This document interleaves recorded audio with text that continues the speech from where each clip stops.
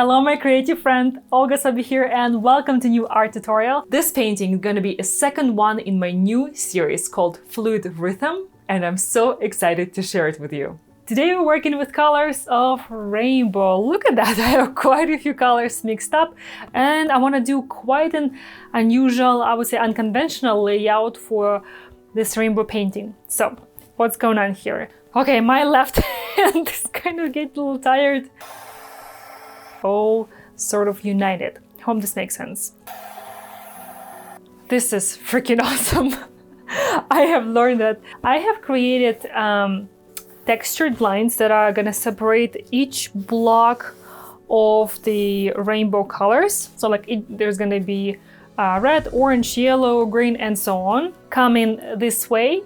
And I have reinforced each of these textured lines with this tape. This is masking tape and I'm gonna remove it. Of course, this is just a temporary to help me kind of separate the flows. I really like this curvy movement and I'm very excited to see how this idea gonna come to life. I hope it will work out exactly as I planned. And for these textured elements, I guess you will see closer to the end of the video how they will sort of elevate and create even more 3D appearance to this painting. So let's see how it turns out. Without further ado, let's get started.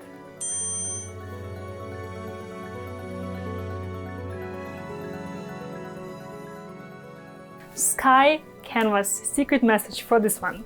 And let's start layering those colors. I think I'm gonna start with red. And of course, there will be some overlapping colors. For example, I will add a little bit of orange into red and so on, but I kind of want to keep them separated for the most part. And I have mixed quite a few colors for each color. So, I mean, I have quite a few reds, oranges, yellows, and so on, because I want to give it depth. I don't want to create just one solid flat color. That will not be interesting. And I want to have a more solid color towards the beginning of this curve, and we're gonna fade into lighter color towards the end. What's that?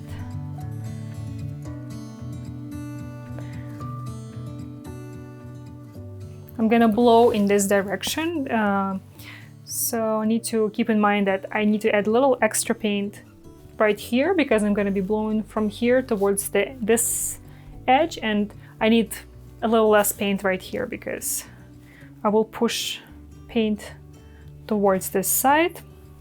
So the first color was alizarin crimson. The second color, this pinkish color, is iridescent blue red, which is definitely closer to red than blue. And this one here is a mix of a little bit of alizarin, carmine, and white. So I wanted to create a bit more muted color. Lighter but muted, not as vibrant. I think at the end I'm also gonna add some white, but we'll skip this step for now. Moving on to orange.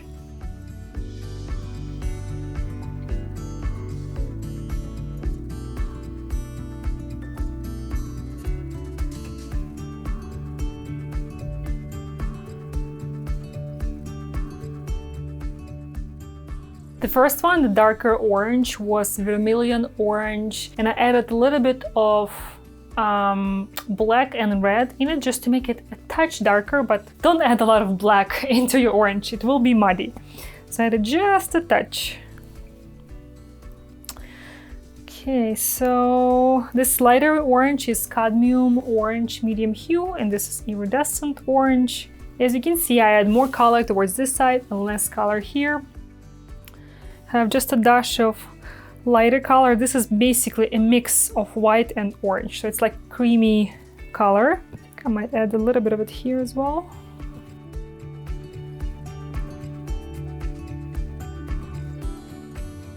And like I said, I want to add a bit of red into my orange and vice versa. Perfect. Moving on to yellow. So the first one here is Azo yellow.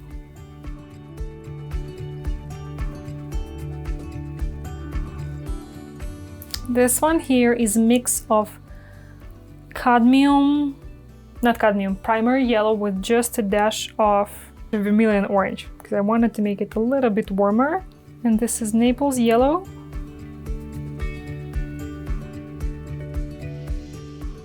So just a little splash of orange in here.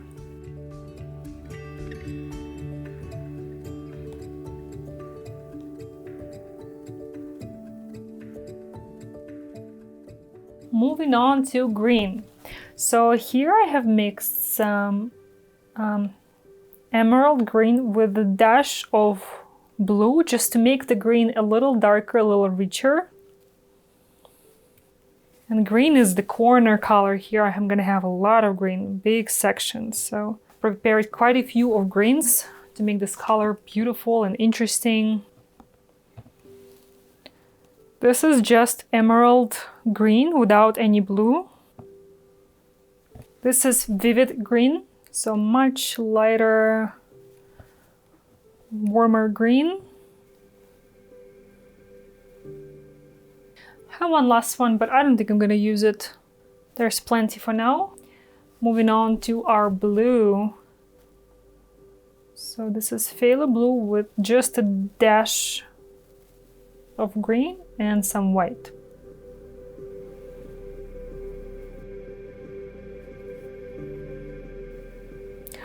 Oops, I drizzled a little bit of blue into my indigo section, but that's okay. This is turquoise blue.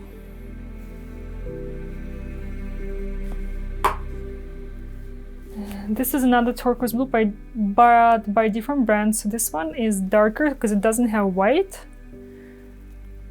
It's a bit closer to green color. I think it looks pretty cool in this color palette. Okay, my left hand is kind of getting a little tired from this movement. Okay, moving on to indigo. So this is phthalo blue with just a dash of violet.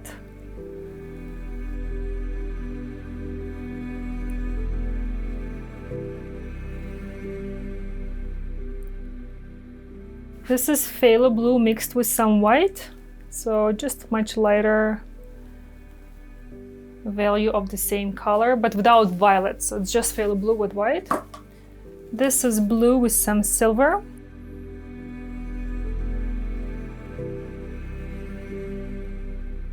And I also mixed some sky blue, but I don't know if I want to use it. Yeah, why not? Let's do a little bit.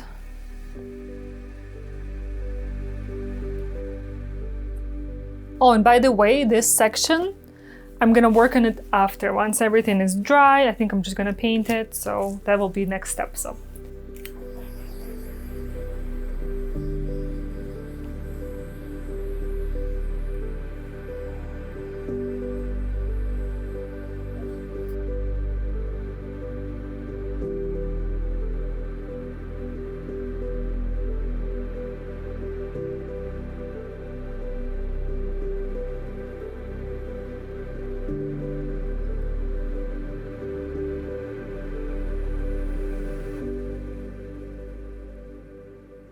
Before getting to the fun part, the blowout, I want to add some white on the end of each section.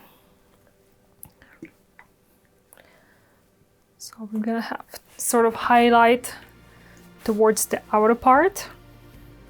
At least that's the plan.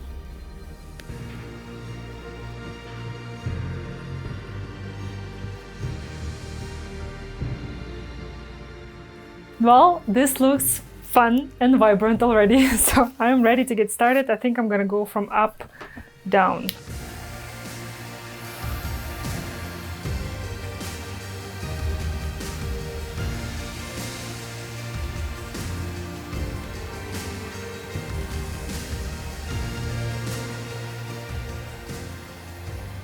I have definitely added way too much paint into the wild. Oh wow, this is quite a puddle. I need to pick it up.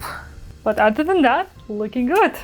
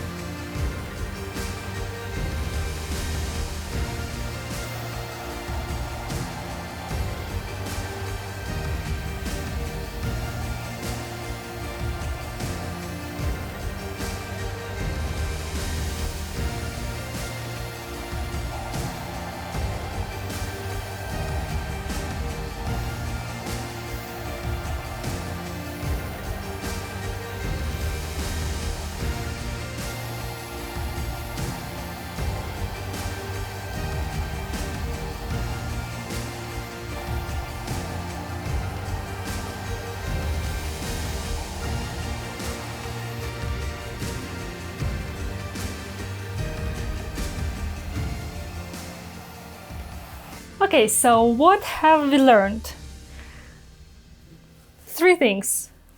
I need to use way less paint. And some of those drips I'm gonna use up for sides. Some of those drips I'm just gonna use cups. Just gonna collect and use cups, and we'll just use them up the next time. So that was the first thing. Second thing, this tape that I use as a barrier, it needs to be way higher. And I do have a different tape. I don't know why didn't I use it. I totally should have, but live and learn. And the third thing, this is freaking awesome. I have learned that this idea is even better than I have initially envisioned it. So far, really happy. Gonna work on some details, and these drips, they're really handy for those areas on side of the canvas that didn't get quite covered. So I'm gonna quickly take care of that.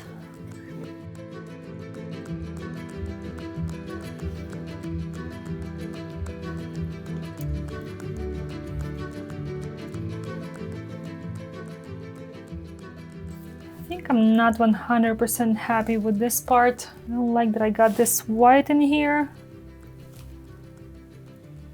Got a little too much. And with this one, it's the opposite. I have too much solid violet at the beginning. Let's go again.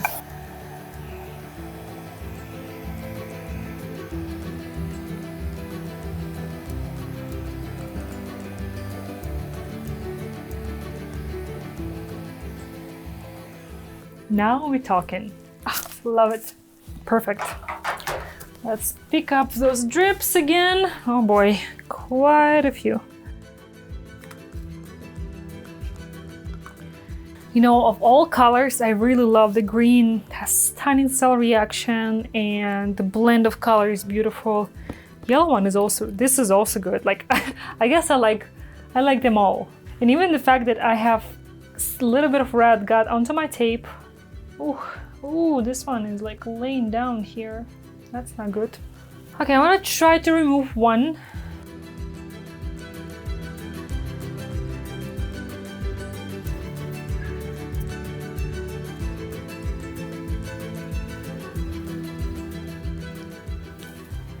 I think it was a bad idea. Should come back like in an hour and remove it a little bit later when the paint already dries up a little bit. This one is done. I mean, there's nothing I can do, and where the line is not perfectly sharp, I will need to touch up. But I think for the rest of them, yeah, I'm gonna come back in an hour and then remove the tape. Let's see how it works. Okay, it has been just over 1 hour and the paint started to dry up a bit, and I want to remove the rest of the tapes now. I think it works pretty good because the paint is not as fluid anymore and it doesn't shift so much, and it keeps the shape definitely better than when it's just freshly poured. But there's still some paint splattering around going on here, so I will definitely need to touch it up more once fully dry. Unfortunately, I can't let the paint dry fully before I remove the tape because the paint will pretty much adhere to the tape completely and it will be super difficult to remove it. I will have to cut it out, so that option doesn't work, and I'm still figuring out the best, the most productive and effective way to do it. Otherwise, all these sections of colors and this sharp, crisp separation between the vibrant sections of the rainbow look really cool, and new fluid rhythm painting coming along really well. Next, I use the small brushes to touch up some areas on my texture where I got no fluid paint coverage because I used the tape in those areas. Fortunately, there are not a lot of these uncovered sections, and it's easy to do it while the paint is still wet. Okay, my fluid acrylics are fully dry. Next, I want to add some highlights, so I want to enhance the appearance that each section is overlapping the previous one. And for my highlights, I decided to use something new. I'm working with acrylic inks. So this is not acrylic paint, and I'm using inks because I want to create very transparent layers. And by the way, last week I launched a lesson in which I shared tips, tricks, and best practices specifically on how to touch up and correct fluid painting once it's dry. I highly recommend you check it out if you haven't seen it yet, if this is something that's interesting for you, if you want to learn how to correct and improve your artworks even more once your fluid acrylics are dry. Next, I want to cover my negative space with black. And I can tell you that the color of your negative space makes a huge difference. So this is something for you to consider as well. And one of the features of my Fluid Rhythm series is that the new approach to negative space, so it's more of a more solid color that really shapes up the dancing flow and really makes the colors pop even more. So just look at that. With black background, the rainbow colors stand out so much more, and again, next to black they look even more bright and vibrant. Small and pretty easy change, but this transition from white negative space to black is truly transforming this painting. Finally, to add extra oomph to this painting, I decided to add gold outline to every textured section and between all of my rainbow colors. I want to share something with you. As an artist who specializes in fluid media, I get quite a bit of hate and critique that my art is not real art, that 3-year-old can do it, and so on. So now, ever since I started adding texture to my work and combining it with fluid acrylics, I have been getting surprisingly a lot of critique from inside of the fluid art community. Some folks say that I should go back to my older techniques, that my texture looks like crap, that my older paintings were so much better, etc., etc.